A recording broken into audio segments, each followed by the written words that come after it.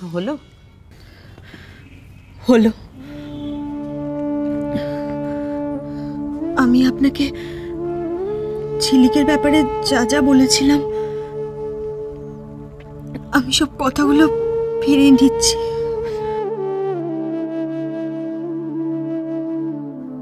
মানে? এই ঝিলিক সেই ঝিলিক নয়। যাক বাবা, আপনি আমার বুকের ওপর থেকে একটা পাথর সরিয়ে দিলেন। এই তাহলে সেই ঝিলিক নয়? ঠিকই কথা। এমন সোজা সরল মুখ যার, এত সুন্দর যে কথা বলতে পারে, সেই মেয়ে খারাপ কি করে হয়? আমি যার কথা বলেছি সেও খুব সরল, সেও খুব সুন্দর কথা বলে, সেও ভালো। আপনি যে বললেন সে খারাপ, সে তো আমাকে ঠকিয়েছিল, তাই আমি। কিন্তু একটা ব্যাপার পরিষ্কার হয়নি।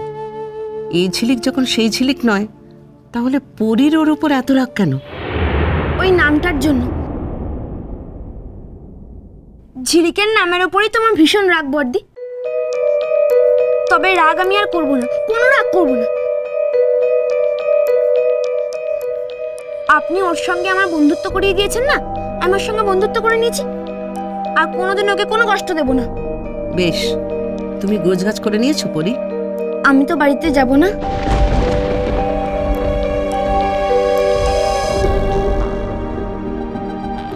যাবি না?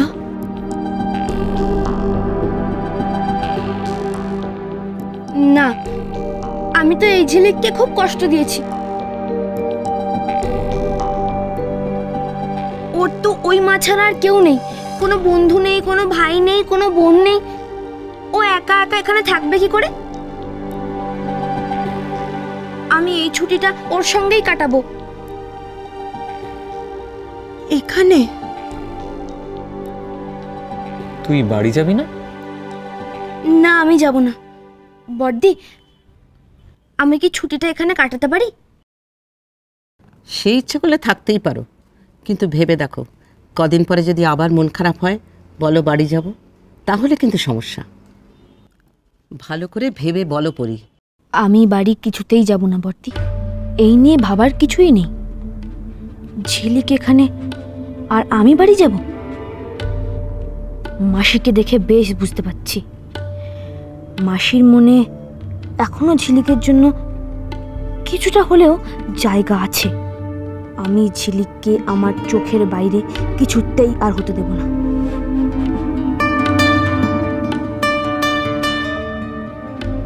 আমি আমি কি হলো পরী, বলো। আমি আমি এখানেই থাকবো। শোন এদিকে।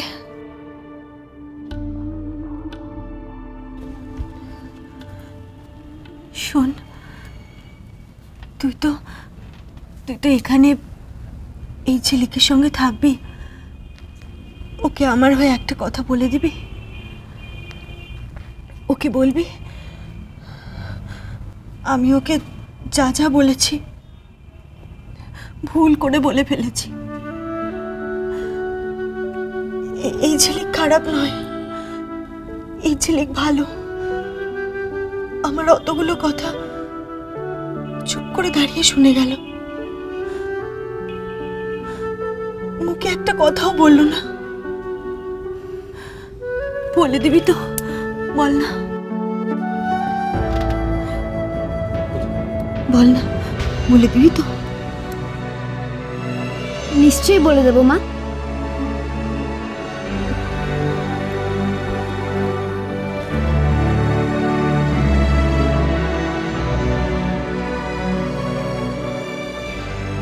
চলো প্রতিমা, এবার আমরা যাই। চলো।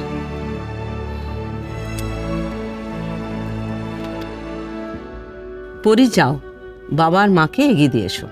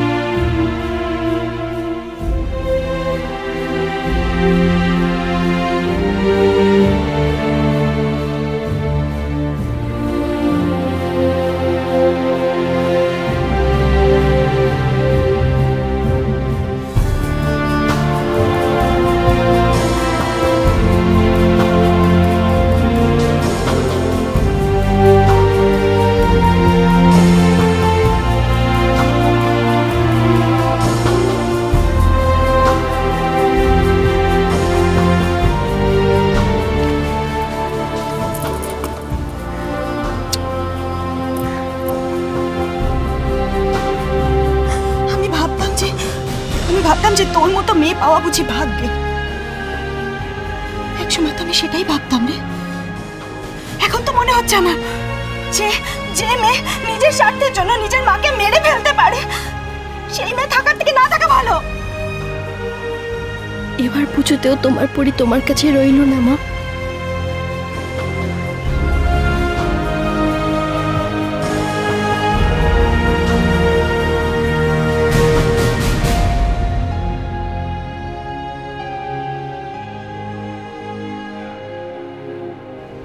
পরি,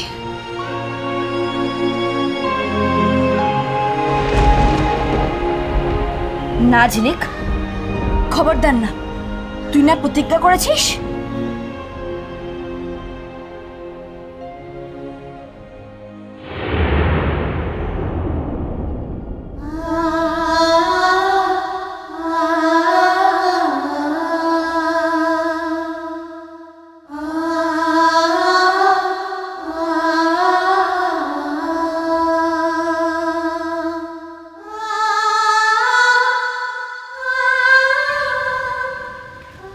কি হলো প্রতিমা? হঠাৎ না পরির কথা মনে পড়ে গেল। হঠাৎ মনে হলো পরি আমায় মা বলে ডাকছে। ঢাকের আওয়াজ শুনেছো তো, তাই হয়তো পরীর কথা মনে হয়েছে। চলো।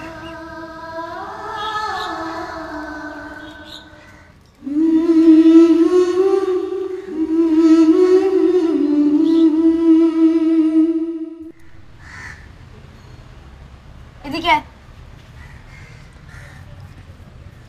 কি মায়ের সামনে যেতে পারিসনি বলে কষ্ট হচ্ছে? তা কেন হবে? আমি তো নিজেই যেতে চাইনি। ফুলকি, আমি তোমার জন্য বেঁচে গেলাম ফুলকি। আর আর আমি আমার প্রতিজ্ঞা তোমার জন্য রাখতে পারলাম। তোমায় যে আমি কি বলে ধন্যবাদ দেব? ধন্যবাদ দিয়ে কোনো লাভ নেই ঝিলিক। আর তুই বেঁচেও যাসনি। মাইনে নিতে এলে আমি তোর মাকে দেখব, তাই জন্যই তো এত কিছু করলাম।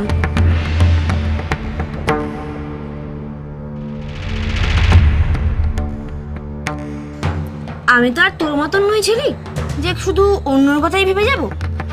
আমি তোর জন্য কিছুই করিনি, যা করেছি নিজের জন্য, শুধুমাত্র আমার জন্য।